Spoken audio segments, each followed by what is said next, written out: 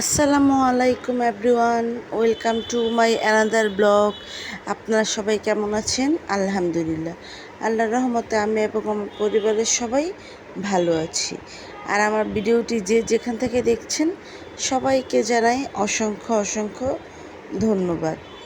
এই তো আম্মু ডিম ভুনা করবে, সো আম্মু ডাইনিং টেবিলে ডিমগুলো রেখে ডিমগুলো খোসা ছাড়িয়ে নিচ্ছে। তো আমি আবার পাশ থেকে দাঁড়িয়ে দাঁড়িয়ে একটু ভিডিও করছিলাম। অ্যাকচুয়ালি আম্মুকে হেল্প কাজে করতে পারি বা না পারি, আম্মুর পিছে পিছে ক্যামেরাটা নিয়ে অলওয়েজ থাকি। সো আম্মু আবার ডিমের খোসা ছাড়িয়ে নিচ্ছে, আমি আবার আম্মু দাঁড়িয়ে দাঁড়িয়ে আম্মুর পাশে ভিডিও করছিলাম। তো আমি আম্মুর থেকে অবশ্যই পারমিশন নিয়েছি যে আম্মু তুমি যে ডিমের খোসা করতেছো, ছাড়িয়ে নিচ্ছ, আমি একটু ভিডিও করি। আম্মু বলতেছে ঠিক আছে করো। তো আম্মু আবার ডিম ভুনা করবে আলু দিয়ে, এই জন্য ডিমের খোসা ছাড়িয়ে নিচ্ছে। তারপর আম্মু ডিমের খোসা ছাড়িয়ে নেওয়ার পর তারপর হচ্ছে কি আবার একটু বরবটি দিয়ে তারপর হচ্ছে গিয়ে আলু দিয়ে রান্না করবে, সাথে মাছ দিয়ে। তো আবার আম্মু বরবটি যেগুলো ওইগুলো একটু কেটে নিচ্ছে, আর বরবটিগুলো একদম তাজা ফ্রেশ ছিল। আম্মু আবার পাশে ফার্স্টে বটি দিয়ে কেটে নিচ্ছিল, কী জানি কাটছিল বটি দিয়ে। তারপর আবার যেহেতু বলতেছে আম্মু এখন যে বরবটি তরকারিটা আগে আম্মু বসাবে, সো আম্মু আগে বলতেছে তাহলে আগে বরবটিগুলো আমি কেটে নিই। তো আম্মু একটা কাঁচি দিয়ে বরবটিগুলো কেটে নিচ্ছিল তখন। তারপর পাশ থেকে মাছগুলো ভাজি করতেছে। তো আমি আবার একটু নেড়ে দিচ্ছিলাম। আমি অবশ্য আম্মুকে বলছিলাম যে আম্মু তাহলে মাছগুলো আমি একটু নেড়ে দিই। আম্মু বলতেছে আচ্ছা ঠিক আছে, কিন্তু মাছ যখন আমি একটু উল্টিয়ে দিব মাছগুলো, মাছের যে তেল অনেক ছিটা আসছিল। আম্মু আবার বলতেছিল তখন যে তাহলে তুমি মাছগুলো ভাজতে গেলে কেন? আমি বলতেছিলাম থাক, অ্যাকচুয়ালি মাছগুলো তো আমি ভাজিনি, জাস্ট আমি একটু মাছগুলো তখন উল্টিয়ে দিয়েছিলাম। আর এই তো আম্মু ডিম দিয়ে আলু দিয়ে ভুনা করেছে, আর আম্মুর এই ডিম আর আলু ভুনাটা অনেক মজার হয়েছিল মাশাল্লাহ। তারপর আবার সন্ধ্যার দিকে আমি একটু আবার হচ্ছে গিয়ে আম্মু মশলা পিঠা বানিয়েছিল, তারপর আমি আবার সেগুলো একটু খাচ্ছিলাম, সাথে আবার একটু আমও কেটে দিয়েছে আম্মু।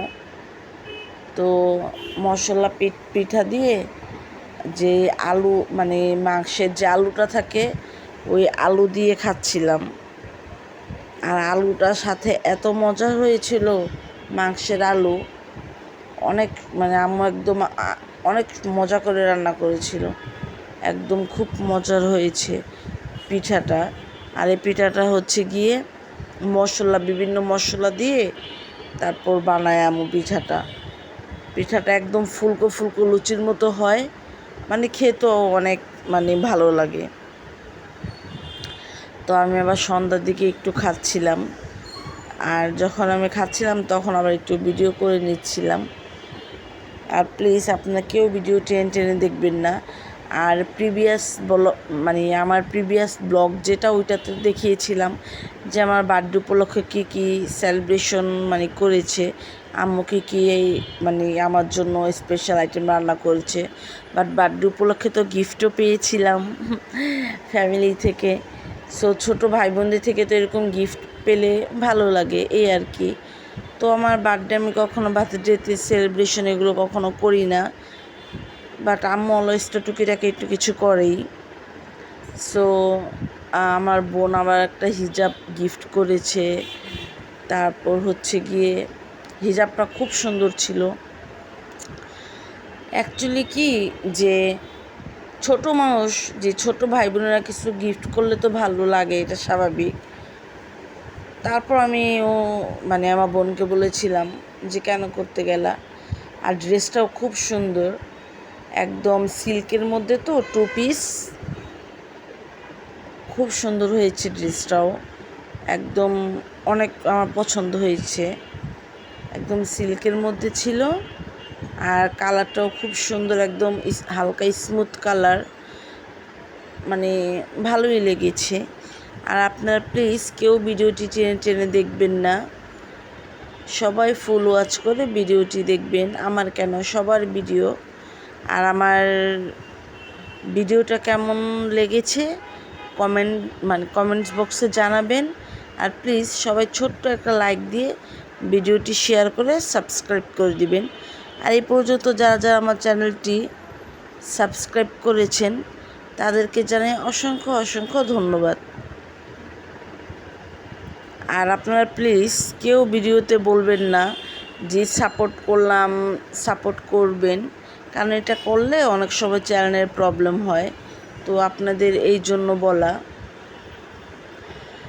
তো আমি আবার ড্রেসটার সাথে একটু ভিডিও করছিলাম, ড্রেসটা খুবই সুন্দর হয়েছে এবং হিজাবটাও। আসসালামু আলাইকুম।